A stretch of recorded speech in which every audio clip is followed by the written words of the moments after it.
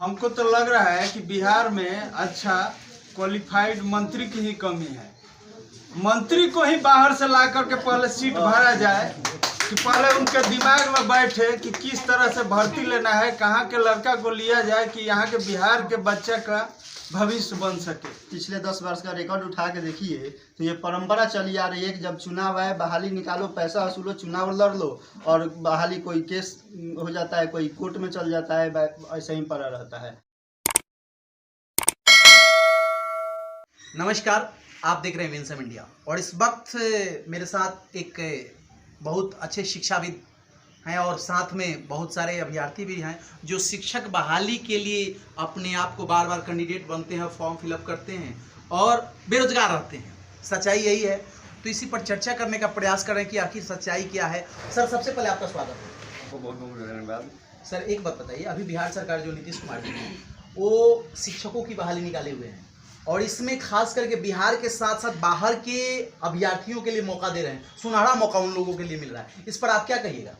इसमें तो सबसे बड़ी पहले नीतीश कुमार ने गलती किया है कि जब एक बार टेस्ट लेकर और बहाली किए हैं, स्टेट हो चाहे सीटेट हो चाहे बिहार टेस्ट वाला हो, इसके बाद यह कौन नियम है कि एक लड़का 2 बार परीक्षा देगा फिर बीपीएससी को दे दिए। बीपीएससी एक बहुत बड़ी संस्था है जो अच्छे कैटेगरी के लोगों की बहाल करती है और उसको आप शिक्षक बहाली में लेकर चले जाते हैं।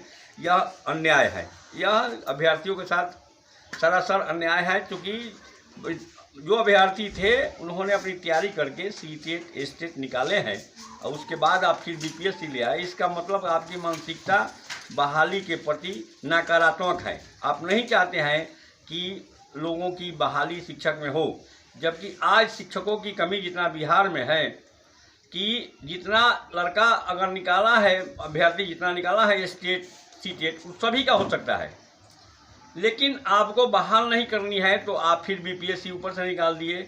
उसके बाद आप बोल रहे हैं कि अदर स्टेट का भी यहाँ अभ्यर्थी आकर और बीपीएससी की परीक्षा दे सकता है। यानी अदर स्टेट के लिए सुनहरा मौका है, वहाँ के लोग यहाँ आकर के आसानी से फॉर्म फिलअप करेंगे। जैसी सुविधा यहाँ के लोगों को मिल रही है वैसी सुविधा बाहर के लोगों को मिलेगी। तो इस पर मतलब सरकार जो चला रही है नीतीश कुमार जी, उनकी मानसिकता क्या झलक रही है? मानसिकता एकदम बेईमानी की है। क्योंकि यही नीतीश कुमार है जिन्होंने बोला था कि हम बिहार के लोगों को कहीं जाने नहीं देंगे, यहीं उनका रोजगार देंगे, नौकरी देंगे। आज भी नीतीश कुमार तो यही ना चाहते हैं कि अदर स्टेट के लोग यहाँ आकर और नौकरी करें और बिहार के लोग जाकर दर दर की ठोकरें खाएं। अदर स्टेट में बिहार के लिए कोई जगह नहीं है। कभी महाराष्ट्र का जितना भी नेता है वह विरोध करता है कि नहीं बिहारी को नहीं रहने देंगे, कभी केरला का, कभी तमिलनाडु का। लेकिन आप कैसा आदमी है कि बिहार के लोगों को छोड़कर अदर स्टेट को मानने जा रहे हैं, क्योंकि आप सोचते हैं कि इसी से हम प्रधानमंत्री बनेंगे, तो यह असंभव है। क्यों, क्या वो प्रधानमंत्री नहीं बन सकते? अगर नीतीश कुमार प्रधानमंत्री बन जाए तो कोई तकलीफ है क्या?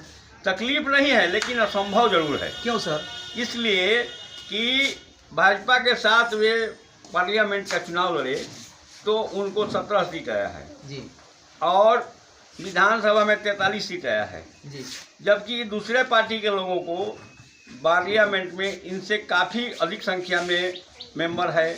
विधानसभा में बहुत ऐसे पार्टियां हैं जिसकी सरकार है कई स्टेट में ना, तो वो इनको कबूल करेगी कि आप प्रधानमंत्री रहिए। उनके सामने ये लोग क्या है नीतीश कुमार जी। अभी कांग्रेस के पास 55 गो सांसद है पार्लियामेंट में, उसका 40 स्टेट में अपना सरकार है और कैसे मान लेगी कि आप माने मिली जुली सरकार चलाए हैं और आपका पार्लियामेंट भी सदस्य की संख्या काफ़ी कम है, आपको प्रधानमंत्री बना देगा? देखिए, सच्चाई यही है कि कहीं ना कहीं इनके कथन अनुसार प्रधानमंत्री बनने का ख्वाब रखने वाले शख्स जो हैं, इसलिए वो बिहार से बाहर के लोगों को मौका दे रहे हैं। और मौका कितना सूटेबल होगा और प्रधानमंत्री बनेंगे या ना बनेंगे ये तो भविष्य बताएगा। परंतु अभी बिहार की जो स्थिति है, बिहार में बेरोजगारी की संख्या दिन प्रतिदिन बढ़ती जा रही है। अब इसके बारे में क्या होगा, बिहार के लोगों की स्थिति क्या होगी, अभी सोचने वाली बात है। अभी ये नौजवान लोग हैं जो अभ्यर्थी के रूप में बार बार फॉर्म फिलअप करते हैं और बेरोजगार ही हैं, तो इन लोगों से जिक्र करने का प्रयास करता हूं कि आखिर ये लोग क्या कहेंगे। सर, एक बात बताइए, अभी जो बिहार सरकार बहाली निकाली हुई है और उसके बाद में बाहर के लोगों को मतलब मौका मिल रहा है, इस पर आपको कैसा लगता है? देखिए, ये बहाली का कोई तैयारी नहीं है, तो चुनाव का तैयारी है। आप कैसे कर सकते हैं चुनाव की तैयारी है? बिल्कुल चुनाव का तैयारी है। अपना खजाना भरने के लिए ये दूसरे स्टेट के लोगों को मौका दिए हैं। आप इतने कॉन्फिडेंस के साथ कैसे कह सकते हैं कि ये चुनाव की तैयारी है? देखिए, आप अभी पिछले 10 वर्ष का रिकॉर्ड उठा के देखिए, तो ये परंपरा चली आ रही है कि जब चुनाव आए बहाली निकालो, पैसा वसूलो, चुनाव लड़ लो, और बहाली कोई केस हो जाता है, कोई कोर्ट में चल जाता है, ऐसे ही पड़ा रहता है। अभी आपको हम याद दिला दें कि 2014 में जेपी यूनिवर्सिटी में आपको वैकेंसी आया था जी, 1000 रुपया का लगभग डिमांड लग रहा था, सब लोगों ने भरा। आज तक उसका कुछ पते नहीं है। अभी आपको सिविल कोर्ट का आया था, हाई कोर्ट सिविल कोर्ट करके ऐसे ही कंबाइंड आया था बिहार में, तो उसका अभी कुछ है ये नहीं है। उसके बाद का जो कोर्ट का बहाली है उसका परीक्षा हो गया, उसका अभी होबे नहीं किया। तो जब इनको लगता है कि चुनाव आ जाए, पैसा का जरूरत है, तो वैकेंसी निकाल दो, पैसा आ जाए, चुनाव लड़ लो, बहाली कौन करता है? देखिए ये बता रहे हैं और ये सच्चाई है, परंपरा चली रही, परंपरा के अनुकूल ही लोग अनुमान लगाते हैं। अनुमान ये है कि जब भी चुनाव का वक्त आता है तो चुनाव के वक्त बहालियां निकल जाती है, और सभी बिहार में बेरोजगारों की संख्या बढ़ी है, तो इस वजह से सब लोग आंख बंद करके फॉर्म फिलअप करना शुरू कर देते हैं, और फॉर्म का चार्ज भी गंभीर रूप से लगता है। एक बेरोजगार आदमी के आप फॉर्म का जो चार्ज लगता है फॉर्म फिलअप करने का, कितना लग रहा है अभी 750 लग रहा है। तो क्या ये उचित लग रहा है या अनुचित? बिल्कुल अनुचित है। इतना मतलब अच्छा, फॉर्म एक आप यही सोचने की बात है कि यही बिहार सरकार, या आप बिहार सरकार को भी हटा दीजिए, एसएससी जैसी संस्था जो है 100 रुपया में फॉर्म भरवाती है, फिर ये 750, 800, ये क्या ये रेट है? उसके बाद 800 का फॉर्म दो, उसके बाद फिर कोर्ट में जाओ, वकील का खर्चा जोड़ो, एक लड़का को फॉर्म भरना, ये सब जोड़ दिया जाए तो 5000 10,000 से ऊपर हो जाएगा। अब देखिए, बेरोजगार ये खुद, और इसके बाद किसान के पुत्र हैं, और किसानों की स्थिति क्या है बिहार में सबकी अब जग जाहिर है। अब ये गरीब परिवार से जो लोग निकलते हैं, अब उनके पास में जो पैसा फॉर्म फिलअप करने के लिए उतना पर्याप्त नहीं हो पाएगा, वो फॉर्म नहीं भर पाएंगे। इस तरह से ये लोग बेरोजगार ही रह जाएंगे, और कहीं से कर्जा लेकर के फॉर्म फिलअप करते हैं तो सरकार का कोष तो भरपाया हो जाता है, परंतु सच्चाई है कि फिर बहाली नहीं निकलती है, और चुनाव होता है, चुनाव के वक्त सरकार बन जाती है, फिर ये बहाली को रद्द कर दी जाती है। परंपरा है, तो कहीं ना कहीं ये सरकार पर प्रश्न चिन्ह खड़ा करता है ये रवैया को लेकर के। और बिहार की बेरोजगारी का मुख्य कारण जो है सो सरकार है। सरकार की मानसिकता यही है कि किसी तरह से बेवकूफ बना करके राज किया जाए, बस यही मानसिकता है। आप क्या कहिएगा इस पर? सबसे पहले तो सीटेट पास करने के लिए अलग से तैयारी करना पड़ा। सीटेट के बाद भी बीपीएससी का तैयारी है, जिसका सिलेबस बहुत मतलब क्लियर नहीं है, बहुत क्लियर नहीं है, बहुत हट के हैं।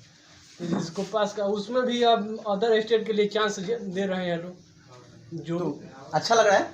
नहीं अदर स्टेट में हम लोग को नहीं मिलता है, बिहार के लड़कों को अदर स्टेट में नहीं मिलता है, 5% 10% यही मिलता है। देखिए, कहने का अर्थ कि अगर अपनी पूर्ति हो जाए तब किसी और को भरपाया दिया जाता है। अगर हमारे पास खाने के लिए नहीं होगा तो हम दूसरे को कहाँ से खिलाएंगे?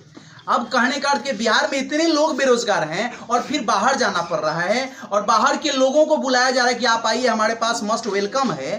तो अब यहाँ के लोग कहाँ जाएंगे? आप पता है आपको कि यहाँ के लोग अगर बाहर के स्टेट में कहीं भी जाते हैं तो उनको किस तरह से तौहीन किया जाता है और मार करके भगाया जाता है, और यहाँ के लोगों को बेरोजगार बना करके और फिर बाहर के लोगों को बढ़ा रहे हैं, तो कहीं ना कहीं बिहार की स्थिति को दयनीय बनाने का प्रयास किया। आपको कैसा लग रहा है सर? क्या हम बताएं, वही हम सोच रहे हैं। बताइए कि बिहार को हम लोग सुन रहे थे और देख भी रहे हैं कि बिहार एक बेरोजगार का, पूरा बिहार बेरोजगार का फैक्ट्री बन गया है, सभी लोग कह रहे हैं। नीतीश कुमार जी प्रधानमंत्री बनने के चक्कर में पूरे बिहार को बर्बाद कर दिया। अच्छा, अगर नीतीश कुमार प्रधानमंत्री बन जाए तो आपको तकलीफ होगी क्या? वो प्रधानमंत्री बनेंगे कि नहीं बनेंगे अभी, तब तक तो बिहार के पूरा युवाओं को जीवन बर्बाद कर दिए। युवा को बर्बाद कर रहे हैं? हाँ, कर ही रहे हैं। मतलब नीतीश, समझिए कि बिहार का वैकेंसी है, बिहार में होना चाहिए, बिहार के लड़कों का होना चाहिए, तो नीतीश कुमार जी को चाहिए कि नेशनल लेवल पर ले रहे हैं, इसको इंटरनेशनल लेवल पर कर देना चाहिए। अच्छा कि ना, कि आप अदर स्टेट का ले रहे हैं तो पूरा देश लेवल पर कर दे परीक्षा। पूरा देश पर तो ही है, पूरे देश के लोग तो आ ही रहे हैं, ना मौका ना मिल रहा तो है ठीक है, तो भारतीय देश का ना अदर देश को अच्छा, भी आमंत्रित विश्व स्तर पर, हाँ, विश्व हाँ, स्तर पर बोल रहे हैं। तब ना प्रधानमंत्री में पूरा उनका ही रहेगा, वर्ल्ड मैन का नाम निकल हाँ, जाएगा। देखिए व्यंग्यात्मक लहजे में बोल रहे हैं, व्यंग्यात्मक लहजे में बोल रहे हैं कि भारत ही क्यों, बाहर के लोगों को भी बुलाइए और उनको मौका दीजिए। आप भारत के साथ साथ बाहर में भी पूजनीय बन जाइएगा, सम्माननीय बन जाइएगा। ये व्यंग्यात्मक लहजा है। सच्चाई ये है कि यहाँ अपने पास खाने के लिए नहीं है, यहाँ के लोग बेरोजगार हैं और आप दूसरे को मौका दे करके बुला रहे हैं कि आपका स्वागत है, तो आप बिहार को किस दिशा में लेकर के जा रहे हैं, आप विचार कीजिएगा, और विचारणीय है भी। अच्छा सर, एक बात बताइए कि अभी बिहार के वर्तमान जो शिक्षा मंत्री हैं उनका स्टेटमेंट आ रहा है कि जो बहालियां निकल रही है, अब बिहार में शिक्षकों की कमी है, और शिक्षक नहीं मतलब क्वालिटी वाले शिक्षक, कहने का अर्थ साइंस फैकल्टी मतलब मैथ केमिस्ट्री फिजिक्स पढ़ाने वाले शिक्षक पर्याप्त मात्रा में नहीं मिल पा रहे हैं, इस वजह से बाहर के लोगों को बुलाना पड़ रहा है। इस पर आप क्या कहिएगा? देखिए, अभी जैसे आप शिक्षा मंत्री की बात की, अभी हमको भैया का बात याद आया जी, और कल उनका हम बयान सुने थे जिस तरह से जी, तो उस हिसाब से भैया की बात हमको सही लग रहा है। जब उनको क्वालिटी चाहिए तो पूरा इंटरनेशनल लेवल पर कर दें।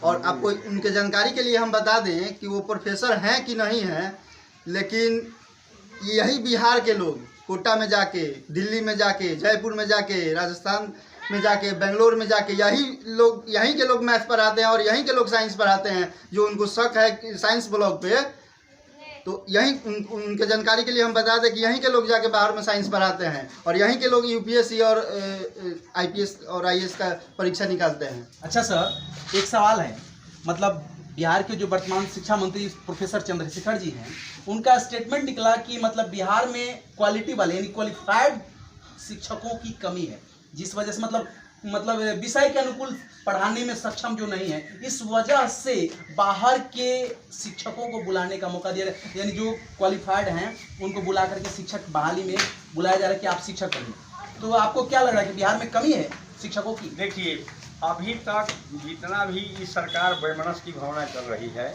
और चाहे यहाँ के विद्वानों को नकारात्मक दृष्टि से देख रही हैं, अभी यहीं पर छपरे जिला के परमेंद्र रंजन है जी, जो फिजिक्स में एशिया टॉप है, हाँ गोल्ड मेडलिस्ट हैं, गोल्ड मेडलिस्ट है जी। यहाँ पर ऐसे ऐसे विद्वान छुपे हुए हैं जिसको सरकार जानती नहीं है। आज झूठ मूठ का बहाना बना रही है कि विद्वान में, अगर सरकार को इतनी ही मानसिकता है तो अदर स्टेट और बिहार के शिक्षकों को एक साथ बैठाकर कंपटीशन ले सकती है कि बिहार का शिक्षक आगे है कि अदर स्टेट का आगे है। इस जानकारी देखिए, सच्चाई ये है कि मतलब बिहार में क्वालिटी वाले लोगों की कमी नहीं है। आपको इंडिकेट कर दिया जाता है कि बिहार से ही सबसे ज़्यादा आईएएस आईपीएस तैयार होते हैं लोग, बिहार से ही कोटा जाकर के आईआईटी निकाल रहे हैं लोग, मैनेजमेंट का कोर्स कर रहे हैं, मेडिकल कंप्लीट कर रहे हैं, यानी बिहार के लोग, बिहार के जितने स्टूडेंट हैं सब बाहर जाकर के अव्वल दर्जे पढ़ा रहे हैं, मेडिकल कंप्लीट कर रहे हैं, इंजीनियरिंग कंप्लीट कर रहे हैं या यूपीएससी क्वालिफाई कर रहे हैं। तो यहाँ क्वालिटी वाले लोगों की कमी नहीं, और वहाँ पढ़ाई, सच्चाई है भाई कि यहीं के लोग वहाँ जाकर के एज ए टीचर बन करके बच्चों को तालीम देने का प्रयास कर रहे हैं और सिलेबस के अनुकूल पढ़ा रहे हैं, वो उनकी मतलब विद्वता है। इसलिए आप बिहार में शिक्षकों की कमी है ऐसी बातें बोल करके बिहार के लोगों को तौहीन करने का प्रयास मत करें। आप क्या बोलना चाहते? हमको तो लग रहा है कि बिहार में अच्छा क्वालिफाइड मंत्री की ही कमी है। मंत्री को ही बाहर से ला करके पहले सीट भरा जाए कि पहले उनके दिमाग में बैठे कि किस तरह से भर्ती लेना है, कहाँ के लड़का को लिया जाए कि यहाँ के बिहार के बच्चे का भविष्य बन सके। लेकिन ये लोग बिहार के बच्चे के बारे में नहीं सोचते हैं, इसलिए पहले मंत्री को बाहर से ला करके बैठाया जाए बिहार में मंत्रालय चलाने के लिए। देखिए, ये लोग बता रहे हैं कि मतलब बिहार में शिक्षकों की कमी नहीं, बिहार में क्वालिफाइड लोगों की कमी नहीं है, बस कमी है राजनेताओं को, जो जनप्रतिनिधि बन रहे हैं उनकी कमी है, जो चतुर नहीं है और चतुराई के वजह से बिहार को बर्बाद करने का प्रयास कर रहे हैं। तो ये बता रहे हैं कि इन लोगों की कमी इसलिए बाहर की, यानी बिहार के बाहर के लोग आए और वे मंत्रिमंडल में आए, क्योंकि यहाँ के लोग मंत्रिमंडल के काबिल नहीं है, बिहार की स्थिति पर जिक्र करने के काबिल नहीं है, वर्तमान स्थिति पर चर्चा नहीं करते हैं, बस ख्याली पुलाव बनाने के लिए चतुर हैं और इसी पर बिहार को बर्बाद करने का प्रयास कर रहे हैं। इसलिए मैं बार बार यही निवेदन कर रहा हूं कि बिहार में शिक्षकों की कमी है, बिहार में क्वालिफाइड लोगों की कमी है, ऐसी बातें बोल करके बिहार के लोगों को तौहीन करने का प्रयास मत करें। बिहार हमारा आगे है, शिक्षा के फील्ड में आगे है। आज भी निकाला जाए तो यहाँ के लोग बाहर जाकर के, विदेश में भी जाकर के झंडा गाड़ दिए हैं और क्वालिटी लेकर के आ रहे हैं, यानी अपनी विद्वता को चमका रहे हैं। मेडिकल ज़्यादा, इंजीनियरिंग ज़्यादा, यूपीएससी ज़्यादा क्वालिफाई करके बिहार दिखा रहा है कि हमारे पास क्वालिटी है। परंतु यहाँ के राजनेता लोग पता नहीं क्या सोच रहे हैं कि बिहार को एकदम बदनसीब बना करके रख दिए हैं, बिहार की स्थिति को दयनीय बना करके रख दिए हैं। इसलिए मैं करबद्ध होकर के निवेदन कर रहा हूं कि बिहार के लोगों को बदनाम करने का साजिश न किया जाए। क्योंकि क्या है, अगर यहाँ के लोगों को तौहीन किया जाएगा तो मतलब बाहर में आपकी भी छवि बिगड़ेगी, क्योंकि बिहार के राजनेता हैं और बिहार की सरकार को चला रहे हैं। एक मिनट मेरी बात सुनिए। क्या सर?